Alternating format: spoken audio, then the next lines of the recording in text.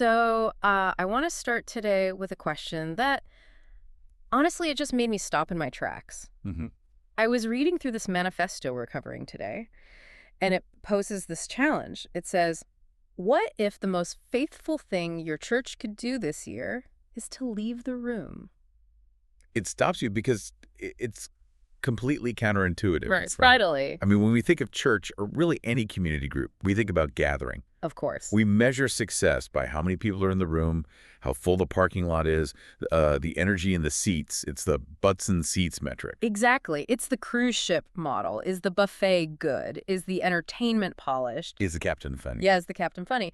But this source, Beyond the Gathering, is essentially saying if you think the goal is the gathering, you've missed the entire point. You've confused the gas station with the road trip. That is a perfect analogy. You don't hang out at the gas station for the ambiance. Not at all. You go there to fuel up so you can go somewhere else.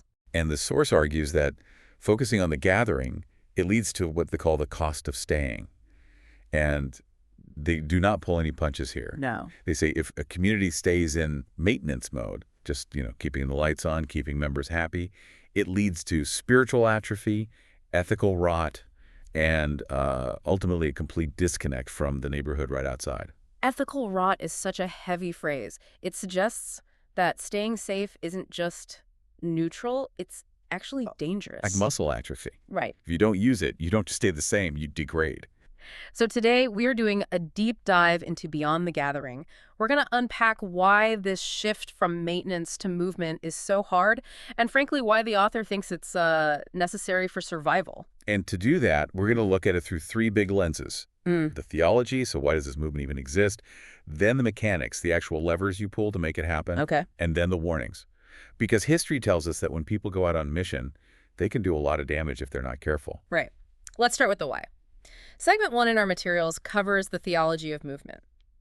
Now, I grew up thinking missions was, well, it was a department, a line item in the budget, usually right next to building maintenance or the flower fund. It was something a few specialized people did. Right. It's the thing you throw a few dollars at so someone else can go do the work on your behalf. Exactly. But the source introduces a concept called Missio Dei. Okay. It's Latin for the mission of God. Okay, don't let the Latin scare us off. Break that down. What does that actually mean for the average person?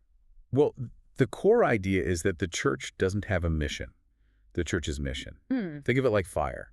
Fire exists by burning. If it stops burning, it's not a fire anymore. It's just a pile of ash. I see. This text argues that the church exists by being sent. So if it stops moving, it stops being the church.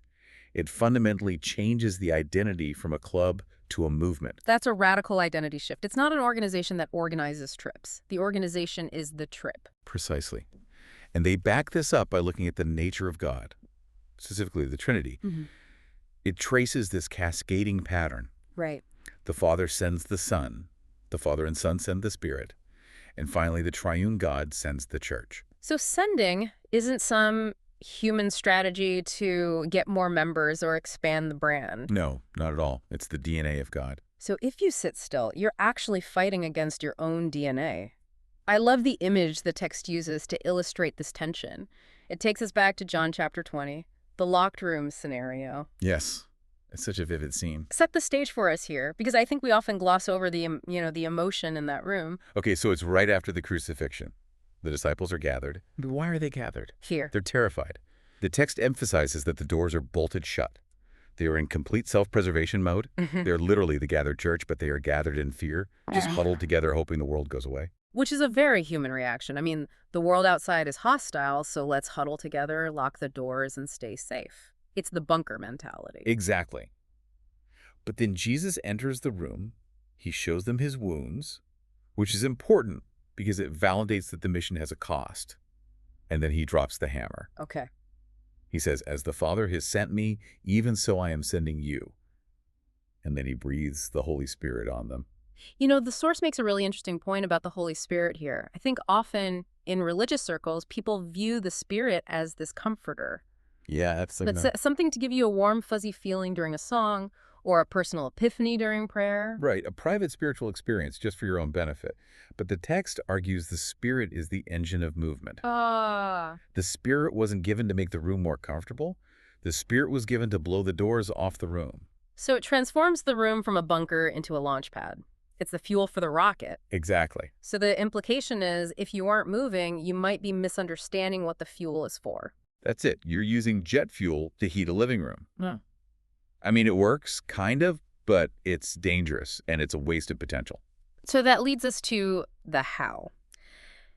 If the theology is all about movement, about not staying in the bunker, what does that look like practically? Because movement is a nice buzzword, but organizations need strategy.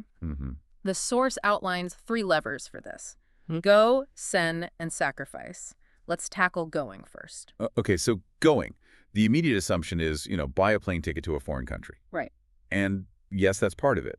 But the text defines going much more broadly. It calls it incarnational. That's another one of those theological buzzwords, incarnational. Translate that for us into plain English. It comes from the word incarnation, meaning in the flesh. It means you don't just broadcast a message from a distance. Okay. You move into the neighborhood. You eat the food. You learn the language. You share the struggles. The model here is the Apostle Paul. Right. He didn't just stand on a balcony and shout at people. He embedded himself in their context. He became all things to all people. So it's about crossing a boundary. And that could be an ocean, but it could also be crossing the street to a neighbor who votes differently than you. Exactly. Or comes from a different socioeconomic background. It's about leaving your cultural comfort zone. Proximity matters. You can't love a neighbor you don't know. And the source gives a fascinating modern example of this. The marketplace, or bivocational model. Oh, the coffee entrepreneur. Yes. Yes. In many parts of the world, what they call closed access regions, you can't just walk in as a missionary with a microphone. You get kicked out immediately. Sure. But everyone drinks coffee. So you have this entrepreneur, they open a shop. They aren't preaching sermons on the corner, they're grinding beans. Nope. They are baking pastries and pulling espresso shots. But, and this is key, they are doing it with incarnational integrity. What does that mean? They pay their staff fair wages, they don't cheat on taxes, they treat customers with dignity. The text argues that in a corrupt marketplace, ethical business is the message. It earns them the right to speak. It's credibility through competence. I like that. It's not a bait and switch where the coffee is just a trick. The business itself is the act of service. Exactly. And then you have digital diaspora missions. Diaspora refers to scattered populations, refugees, immigrants, students living in new countries. This is a huge shift. Usually we think of going as us going to them. But diaspora means the world has come to us. Correct. We are seeing the largest movement of people in human history. The ends of the earth are moving next door. Wow. The text highlights Somali Christians in Europe who use technology, WhatsApp, Zoom, social media, to beam the message back into their home villages where no outsider could ever go. That's wild. It's using the fiber optic network as the modern Roman road. Okay, so that's going. But logically, not everyone can go. Someone has to stay. That brings us to the second lever, sending. And I have to say, the source is pretty critical of how most churches handle this. It is. It calls out the passive checkbook approach. Yeah. Here's $50 a month, send us a postcard once a year, good luck. It treats the missionary like a charity case rather than a partner. Yeah, like a subscription service you occasionally forget you have. The text calls for a shift to becoming a sending hub. Okay. And the model is the church in Antioch from Acts 13. This is a pivotal moment in history. The leaders are fasting and worshiping, and the Spirit says, "Set apart for me Barnabas and Saul." I want to pause on that. Note who they sent. Barnabas and Saul. These weren't the interns. Yeah. These were the heavy hitters, the best leaders they had. That is the crucial insight. Most organizations, corporate or nonprofit, they hoard talent. Of course. We can't send her, she runs the youth program. We can't send him, he's our best speaker. If they leave, our metrics will drop. Right. But a sending hub realizes that the goal is export, not retention. They laid hands on their best leaders and sent them out. That requires a massive lack of ego for the people staying behind. You are actively depleting your own resources for the sake of something else. It does. And it requires what the text calls covenantal support. It's not just money. It's relationally binding yourself to them. Yeah. But the biggest engine for sending, according to the source, isn't money at all. What is it? It's prayer. They call prayer the unseen engine, which, to a skeptic might sound like doing nothing. Right. But the text frames it differently. It authorizes the mission. If you view mission as a spiritual battle, which this text definitely does, then sending someone without prayer support is like sending a soldier into battle without air support. It's negligent. It's actually dangerous. Which brings us to the third lever, and this is the one nobody puts on the marketing brochure: sacrifice. Yeah, this is the cost of going. The author's very clear. Mission always costs something. It costs comfort. It costs safety. It costs being near your grandkids. It costs career advancement. There was a phrase that stood out to me: redemptive suffering. That sounds, well, almost morbid. It's heavy. It sounds like something you'd want to avoid at all costs. But it's historical. The text references the witness of blood martyrs, like Stephen in the Bible. The argument is that historically the church didn't spread because everything was going great. No! It spread because it was squeezed. Like a tube of toothpaste. Exactly. When persecution hit Jerusalem in Acts 8, the text says the disciples were scattered. And wherever they scattered, the message went with them.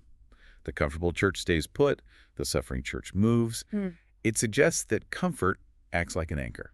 That is a tough pill to swallow in our modern culture. We are obsessed with safety. We have insurance for our insurance. Right. The idea that risk and suffering might be necessary features of a faithful life, that's deeply countercultural. It disrupts our idol of security. But the source argues that safety is often just a mask for disobedience. If you never take a risk, you never actually need faith. Now, before we get too romantic about all this going and sending, we have to address the elephant in the room. Segment 3 focuses on where mission goes wrong. Because, let's be honest, history is full of people leaving the room and then causing a total mess. Absolutely. The source has a whole section on mission in the age of empire. And it doesn't shy away from the fact that for centuries, Christian mission was entangled with colonialism. The guy with the Bible showing up on the same ship as the guy with the gun. Right. Cultural domination. Paternalism. The idea that civilizing and evangelizing were the same thing. Right. So you had missionaries forcing people to dress like Westerners, sing Western scales, and adopt Western politics, confusing that with the gospel. It was about control, not empowerment. So how do we fix that? Because we can't undo history, but we can change the approach. What does the text say is the corrective? The correction is mission without domination. And the key technical term here is indigenization. That's a mouthful. Unpack that. Think of agriculture. If you take a plant from a cold climate, say an oak tree, and you try to force it into a tropical soil, you might get it to survive, but you have to build a greenhouse around it. You have to create an artificial environment. That's the colonial model. You're planting a franchise. You're trying to make Brazil look like England. Exactly. Indigenization means planting the seed in the local soil and letting it grow in a way that looks like that culture. It shouldn't need a greenhouse. So the local church should look, sound, and smell like the local culture, not like some franchise from America. Exactly. It should be self-governing, self-supporting, and self-propagating. Yeah. It shouldn't depend on the West to survive. And this leads to mutuality. It's no longer the West to the rest. The text points out that the center of gravity for Christianity has shifted. It's now the global South Africa, Asia, Latin America. I read a stat in there that said the largest missionary sending forces are now coming from places like Brazil and South Korea to Europe. That's the blessed reflux. The mission field is because the mission force. It's a leveling of the playing field. Wow. We are all learners now. The West has as much to learn from the global South as the other way around. Okay, so we've gone from the theology of the Trinity to the geopolitics of the global South. But let's land the plane.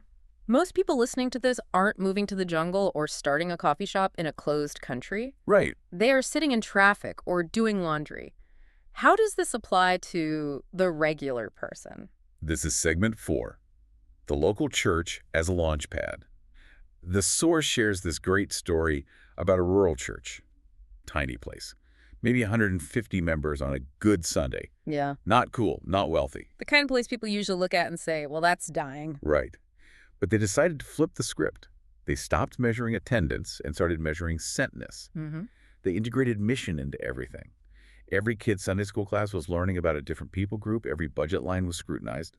Does this help us keep people or help us send people? And what happened? They became a powerhouse. Right. They punched way above their weight class. Yeah. Because they realized, and this is the concept of lay sending, that you don't need a seminary degree to be sent. Lay sending, meaning regular people. Yes. If you are a teacher, your school is your mission field. If you are an accountant, your firm is your mission field. I see. The text argues that the gathered church gathers on Sunday to equip you, so that on Monday morning when you walk into your office, you are leaving the room on mission. It dissolves the line between sacred work and secular work. Totally. It's all mission. You don't have to quit your job to be on mission. Your job is the venue. Exactly. The source suggests a litmus test for any community, and I think every leader listening, whether you run a church, a nonprofit, or even a socially conscious business, should ask this. Okay. If our organization disappeared tomorrow, would anyone in the neighborhood notice? Oof.